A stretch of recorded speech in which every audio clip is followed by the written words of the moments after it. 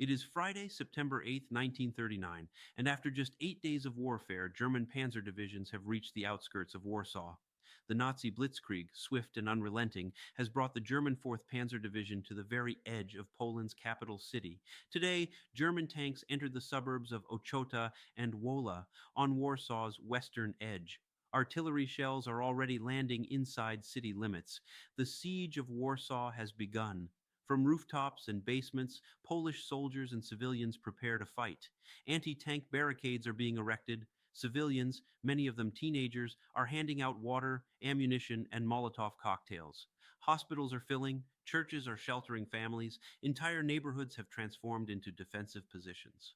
In the skies above, the Luftwaffe continues its bombing campaign, targeting infrastructure, railways, and even residential blocks. The goal is clear: destroy morale before the first German boots enter the city center. But Warsaw is not surrendering. General Walerian Zuma, commanding the city's defense, has ordered every available soldier, policeman, firefighter, and civilian to contribute to holding the capital. Meanwhile, further west, the Battle of the Bzura continues. Polish forces under Generals Kutrzeba and Bortnowski are still engaging German forces along the Bzura River. The offensive has slowed the German advance toward Warsaw from the west, but heavy Luftwaffe bombardments are wearing down the Polish troops. It is now the largest battle on Polish soil since the invasion began. And in the north, news from Westerplatte. After 7 heroic days of resistance, the small Polish garrison at Westerplatte finally surrendered this morning.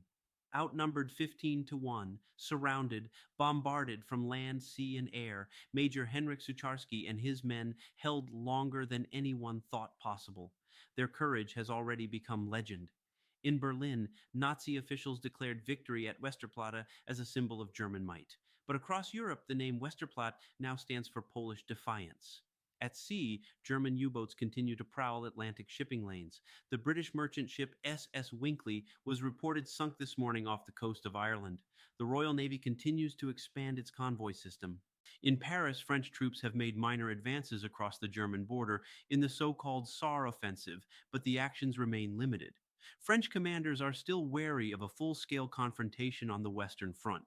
In London, Chamberlain's government is sending additional RAF squadrons to the coast, fearing retaliatory air raids on British cities. And in Moscow, the Soviet Union remains publicly silent, though troop movements have been detected along the eastern Polish border. Across Poland, the skies are dark with smoke, the roads are filled with refugees, but the Polish flag still flies above Warsaw. September 8th, 1939. The enemy is at the gate, but the city still stands. Stay tuned for breaking developments.